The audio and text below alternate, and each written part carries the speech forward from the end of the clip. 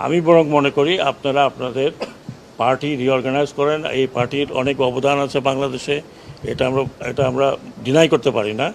পার্টিকে রিঅর্গানাইজ করেন, পলিটিক্যাল পার্টির মতো যেভাবে থাকে, ইলেকশন আসলে ইলেকশন কন্টেস্ট করবেন, জনগণ ভোট দিলে ভোটে যাবেন।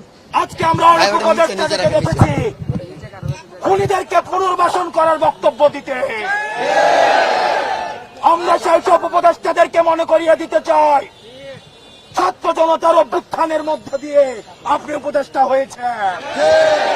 সুতরাং যখন কোন বক্তব্য দিবেন, আপনার সামনে যেন 5ই আগস্টের গণভবনের চিত্রটা মাথায় থাকে, আপনার সামনে যেন 5ই আগস্টের পার্লামেন্টের চিত্রটা মাথায় থাকে।